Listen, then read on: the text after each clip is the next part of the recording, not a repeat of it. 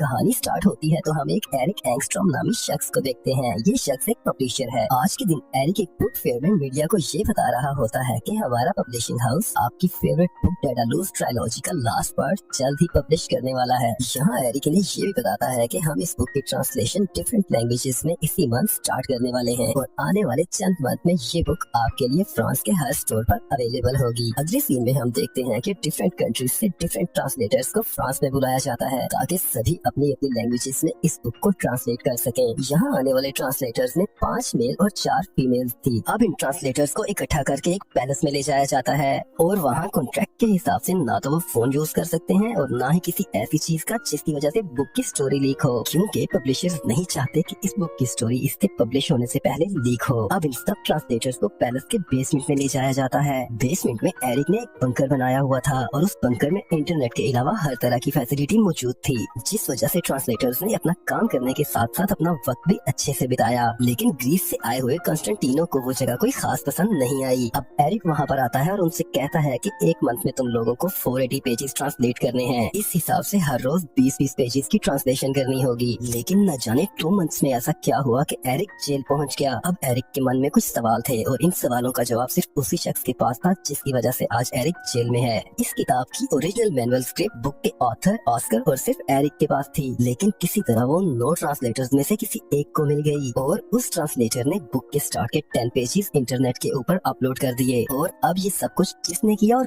कैसे हुआ, ये सारी बातें समझने के लिए एरिक 2 महीनों में जो कुछ हुआ वो सब कुछ जानना चाहता था। सभी ट्रांसलेटर्स की थिंकिंग एक दूसरे से बहुत ही ज्यादा डिफरेंट थी और वो सब क्यूरियस थे कि बुक की एंडिंग क्या होगी। इनमें से कुछ तो इस जॉब से बहुत ज्यादा खुश थे, लेकिन कुछ के लिए ये सिर्फ मनी मेकिंग का एक जरिया था। इनमें से एक लड़की जो रशिया से आई थी जिसका नाम कैटरीना था, उसका मानना ये था कि ये सिर्फ एक किताब नहीं है और ये जस्ट एक काम नहीं बल्कि मेरी जिंदगी का बहुत ही ज्यादा इम्पोर्टेंट पार्ट है। वो हर वक्त उस बुक की स्टोरी में खोई रहती थी और इस बुक के एक कैरेक्टर रबेका जैसा बनना चाहती थी। ऑस्कर एक ऐसा ऑथर था जिसे ना तो ट्रांसलेटर से कोई मतलब था और ना ही उनके काम से, जबकि यही वो लोग हैं जो दुनिया के हर रीजन तक इस किताब की कहानी को ट्रांसलेट करके पहुँचाएंगे। ऑस्कर आखिर कौन है ये कोई भी नहीं जानता और उसकी पहचान का राज भी आज तक कोई नहीं जान सका। फिर क्रिसमस की रात जब सभी ट्रांसलेटर्स पार्टी कर रहे थे तब एरिक को एक अनजान इंसान का मैसेज मिला और मैसेज में ये था कि तुम्हारी बुक के पहले 10 पेजेस मुझे पता हैं और वो मेरे पास हैं। अगर तुम चाहते हो कि मैं इन्हें लीक ना करूं तो तुम्हें मुझे पूरे 10 मिलियन देने होंगे। और मैसेज के एंड पर उसने वही सॉन्ग लिखा था जो क्रिसमस की पार्टी में प्ले हो रहा था, जिसका मतलब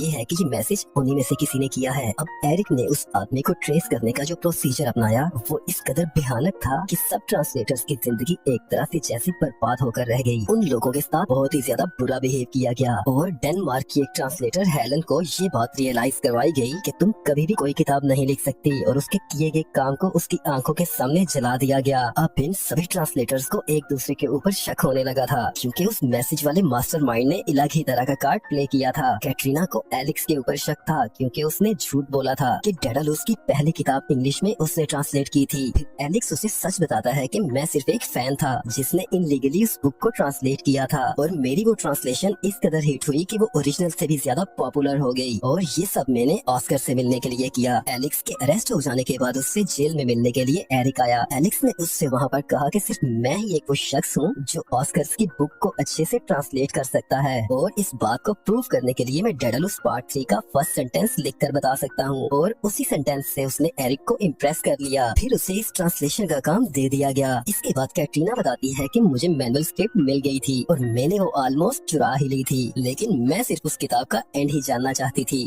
दूसरी तरफ एरिक के साथ काम करने वाली लड़की रोजमेरी ट्रांसलेटर्स के घर को अच्छे से सर्च करती है, लेकिन वहाँ उसे ऐसा कुछ भी नहीं मिला। अगले दिन एरिक सभी ट्रांसलेटर्स को अपने ऑफिस में बुलाता है और वहाँ पर वो उनसे उनके कपड़े रिमूव करवाता है और उन्हें अपने सामने नंगा खड़ा कर देता है। इसी दौरान एरिक को मास्टरमाइंड का एक और मैसेज आता है। इस मैसेज में उसने लिखा था कि तुम्हारे बुक के अगले 90 पेजेस भी मेरे पास आ चुके हैं। यहाँ ये बात प्रूव हो चुकी थी कि इन ट्रांसलेटर्स में वो मास्टरमाइंड है ही नहीं, लेकिन तभी वहाँ हर किसी को कैटरीना पे शक होने लगा और गैरियो ने वहाँ पर अपना आप खो दिया और कैटरीना को जाकर पकड़ लिया। लेकिन एरिक उन्हें सिर्फ नंगा करने पर ही नहीं रुका बल्कि उसने उनकी जिंदगी को और भी ज्यादा बदतर बना दिया। खाने पीने के साथ साथ उनसे लाइट भी छीन ली गई। वो सभी एक ऐसी चोरी की सजा काट रहे थे जो कि उन्होंने की ही नहीं थी। जो असल मुजरिम था एलेक्स, वो एरिक से मिलने के लिए आज जेल में आया हुआ था और ये चोरी सिर्फ उसने ऑस्कर से मिलने के लिए की। एरिक का एलेक्स को ऑस्कर से मिलवाना मुमकिन था ही नहीं। नहीं, क्योंकि ऑस्कर एक फर्जी नाम था जो कि जॉर्ज नाम के एक राइटर की पहचान छुपाने के लिए रखा गया था। असल में जॉर्ज ये चाहता था कि डेडालुस नॉवल का लास्ट पार्ट पब्लिश होने के बाद वो एरिक की कंपनी के साथ सारे कॉन्ट्रैक्ट खत्म कर दे, क्योंकि फर्स्ट टाइम एरिक जब जॉर्ज के पास आया था तो एरिक की कंपनी जॉर्ज के काम के साथ लॉयल थी और जॉर्ज के काम को वो मनी मेकिंग का वे नहीं समझती थी, और अब एरिक की कंपनी जस्ट प्रॉफिट के लिए ही सब कर रही थी और जॉर्ज के नॉवल को पहली जैसी एप्रिसिएशन नहीं मिल रही थी। जॉर्ज इस बात से बिल्कुल भी सहमत नहीं था कि एरिक की कंपनी अपने प्रॉफिट के लिए उन ट्रांसलेटर्स के साथ भेड़ बकरियों जैसा सलूक करे। यही वजह थी कि जॉर्ज ने ये डिसीजन लिया था कि वो एरिक की कंपनी के साथ अपने सभी कॉन्ट्रैक्ट खत्म कर देगा। उस बंकर में जब ये ट्रांसलेटर मजीद कुछ और दिन एक साथ रहे, कैटरीना को ये एहसास होने लगा कि वो हैकर कोई और नहीं बल्कि एलेक्स है, और कैटरीना ने जब एलेक्स से इस बारे में पूछा तो उसने कहा कि ऐसा मैंने सिर्फ ऑस्कर से मिलने के लिए किया है, पर ये सिर्फ आधा सच था। ऐसा भी कुछ था जो आज तक एलेक्स ने किसी से भी शेयर नहीं किया था। एलेक्स अब डिसाइड करता है कि वो एरिक्स को सारी हकीकत के बारे में बता देगा। एरिक को अब वो बताता है कि मैनुअल स्क्रिप्ट मैंने बंकर में नहीं बल्कि बंकर में आने से कुछ दिन पहले ही चुरा ली थी। एलेक्स इसे बताता है कि मैं हर वक्त तुम पर नजर रखता था और इस काम में मेरे साथ और भी लोग शामिल हैं। वो एरिक को बताता है कि एक दिन जब तुम ट्रेन में ट्रेवल कर रहे थे तब हमने तुम्हारा ब्रीफकेस चुरा लिया था और मैनुअल स्क्रिप्ट्स की फोटोकॉपीज करने के बाद वो ब्रीफकेस दोबारा तुम्हारे पास रख दिया। एलेक्स ने यहाँ पर अपना सारा प्लान बता दिया था, लेकिन उसने उन लोगों के नाम नहीं बताए थे जिन लोगों ने इस काम में इसकी हेल्प की थी। एरिक भी कोई छोटा बच्चा नहीं था, वो पुलिस वालों के साथ मिलकर इसकी सभी बातें रिकॉर्ड कर रहा था। एलेक्स को इस बात का बिल्कुल भी अंदाजा नहीं था। आज जिस होटल में बैठकर एलेक्स अपने साथियों के साथ मिलकर उस बुक की मैनुअल स्क्रिप्ट को पढ़ रहा है, कुछ मंथ पहले इन्होंने इसी रूम में बैठकर इस चोरी का प्लान किया था। इनका प्लान तो बिल्कुल सॉलिड था, लेकिन इस बात का इन्हें बिल्कुल भी अंदाजा नहीं था कि हेलन, जो कि अपनी लाइफ से बिल्कुल भी खुश नहीं थी, इस काम के चक्कर में अपनी जान दे देगी और उसकी आत्महत्या को इस दुनिया से छुपाया जाएगा। अब हम देखते हैं कि एरिक को मास्टरमाइंड का एक और मैसेज आता है जिसमें मास्टरमाइंड उससे पूरे 1 बिलियन मांग लेता है, जिसके बाद एरिक को गुस्सा आ जाता है और वो अपनी गन निकालकर इनके ऊपर तान लेता है और इन सबको जान से मार देने की धमकी देता है। ये सिचुएशन देखकर एलेक्स ये एक्सेप्ट कर लेता है कि वो मास्टरमाइंड मैं ही हूँ, क्योंकि एलेक्स ये बिल्कुल भी नहीं चाहता था कि उसकी वजह से किसी की भी जान जाए। ये जानकर एरिक एलेक्स को मारने लगता है। कैटरीना वहाँ सबको एलेक्स को बचाने का कहती है। ये सुनकर एरिक कैटरीना को गोली मार देता है। अब एरिक एलेक्स से उसके घर का एड्रेस पूछता है और वहाँ पर वो अपनी पार्टनर रोजमेरी को मैनुअल स्क्रिप्ट लेने के लिए भेजता है। रोजमेरी जब वहाँ जाती है तो उसे वहाँ पर टेबल के ऊपर एक पिक्चर मिलती है, जिसे देखकर उसे एरिक के ऊपर बहुत गुस्सा आता है।